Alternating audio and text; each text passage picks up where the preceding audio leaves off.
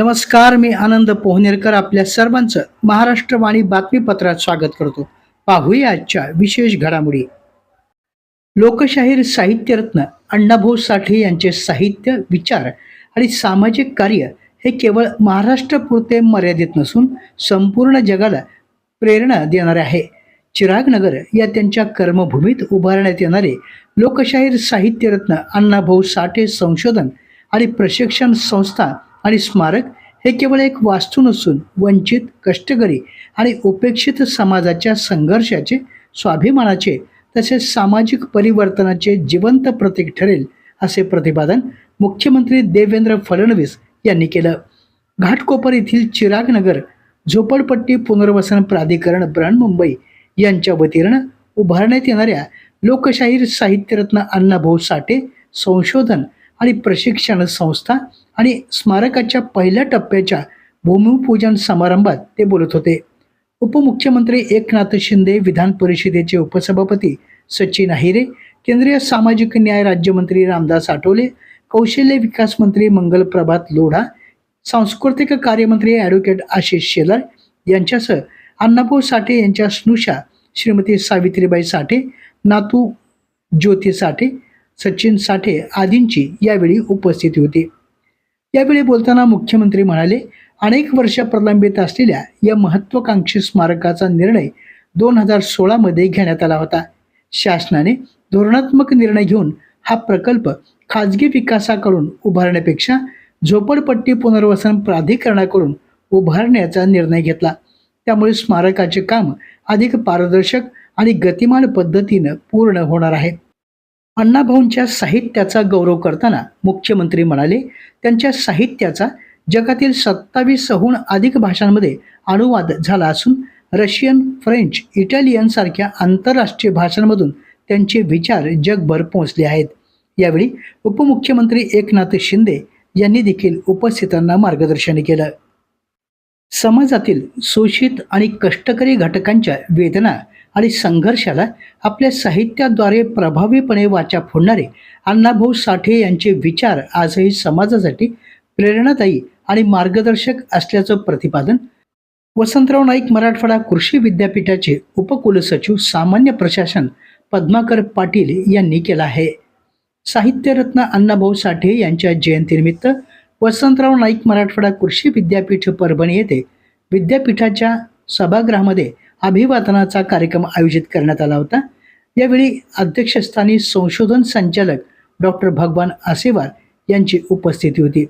तसेच कुलसचिव पूर्भा काळे, उपकुलसचिव पद्माकर पाटील, सहाय्यक कुलसचिव राम खोबे तसेच प्रशासकीय इमारतीतील विविध कार्यालयातील अधिकारी कर्मचारी यावेळी उपस्थित होते.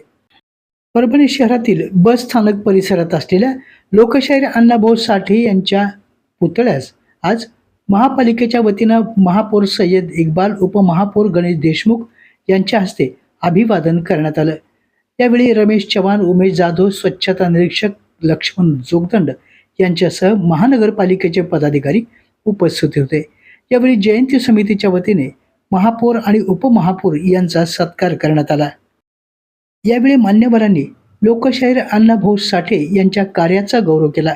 समाजातील वंचित, कष्टकरी आणि श्रमिक घटकांच्या जीवनाला आपल्या साहित्याद्वारे न्याय देणाऱ्या अण्णाभाऊ साठे यांच्या विचारांचा वारसा पुढे नेण्याचं आवाहन यावेळी करण्यात आलं. परभणी जिल्ह्यातील विविध पोलीस स्थानकाच्या हद्दीमध्ये विद्युत तार आणि विद्युत मोटारी चोरीच्या घटना या मोठ्या प्रमाणावर वाढल्या आहेत. त्या अनुषंगाने स्थानिक गुन्हा शाखेचे पथक तपास करत असतानाच त्यांना 2 संशयित आरोपी आढळले आहेत. त्यांची चौकशी केली असता या दोघांनी विविध ठिकाणी चोरीचे गुन्हे केल्याची कबुली दिल्याने एकूण 4 गुन्ह्यांचा उलगडा झाला आहे.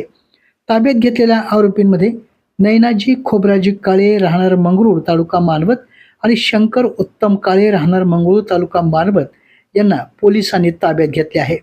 चौकशी दरम्यान आरोपींनी काही दिवसापूर्वी ताडबोरगाव कोल्हा शिवारातील विद्युत पोलवरील ॲल्युमिनियम वीज तार तसेच पाथरी, मानवत आणि सोनपेठ परिसरातील शेतीसाठी वापरण्यात येणाऱ्या विद्युत मोटारी आपल्या साथीदारासह चोरी केल्याची कबुली दिली आहे. तपासादरम्यान आरोपी नैनाजी काळे याच्या राहत्या घरातून चोरीस गेलेल्या अंदाजे 75 किलो ॲल्युमिनियम 20 तार जप्त करण्यात आली असून गुन्ह्यात वापरण्यात आलेले ऑटोरिक्षा आणि चोरीच्या मोटर विक्रीतून मिळालेल्या रकमेपैकी 50,000 रुपये रोख असा एकूण 1,68,750 रुपये किमतीचा मुद्देमाल हस्तगत करण्यात आला आहे. ही कारवाई पोलीस अधीक्षक पंकज कुमावत, अप्पर पोलीस अधीक्षक तानाजी चिखले यांच्या मार्गदर्शनाखाली स्थानिक गुन्हा शाखेचे पोलीस निरीक्षक गजेंद्र सरोदे यांच्या नेतृत्वामध्ये उपनिरीक्षक गणेश सबडकर, पोलीस अंमलदार विलास सातपुते, महेश कवठाळे, राहुल परसोडे, सूर्यकांत फळ, माणिक वाघ, सचिन भदरगे, विष्णू चव्हाण, मधुकर ढवळे, शरद सावंत, सपकाळ या सर्वांनी केली आहे. मुलींच्या जन्माचे स्वागत करून समाजात स्त्री जन्माविषयी सकारात्मक दृष्टिकोन निर्माण करण्याच्या उद्देशाने परभणी महापालिकेच्या वतीने खानापूर येथील आरोग्य केंद्रामध्ये स्वागत स्त्री जन्माचे या उपक्रमाचं आयोजन करण्यात आलं. यावेळी नवजात बालिकांच्या कुटुंबांना सन्मान करून त्यांना बेबी किटचं वाटप करण्यात आलं. या कार्यक्रमास महापालिकेचे महापौर सय्यद इक्बाल, उपमहापौर गणेश देशमुख, आयुक्त नितीन नार्वेकर, आरोग्य सभापती डॉक्टर आबोली कांबळे, डॉक्टर अनिल कांबळे, स्थानिक नगरसेविका सुशीला जिजा थोरात, नगरसेवक डॉक्टर केदार खटिंग, नगरसेवक विजय भालेराव तसेच नगरसेवक अद्वैत सांगळे यांची प्रमुख उपस्थिती होती. त्यावेळी उपस्थित मान्यवरांनी मुलगी कुटुंब, समाज आणि राष्ट्राची अमूल्य संपत्ती असून तिच्या जन्माचे आनंदाने स्वागत करणे हे सामाजिक जबाबदारी असल्याचं स्पष्ट केलं.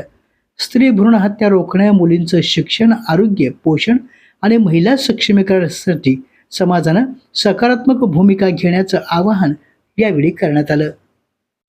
भारत निवडणूक आयोगाच्या विशेष मतदार यादी पुनरीक्षण अभियानाअंतर्गत सुरू असलेल्या मतदार नोंदणी अर्जाच्या संगणकीकरणाच्या प्रक्रियेमध्ये जिल्हाधिकारी तथा जिल्हा निवडणूक अधिकारी राहुल गुप्ता यांच्या मार्गदर्शनाखाली आणि उपजिल्हा निवडणूक अधिकारी प्रगती चोंडेकर यांच्या नेतृत्वामध्ये हिंगोली जिल्ह्याने महाराष्ट्रामध्ये प्रथम क्रमांक मिळवला आहे.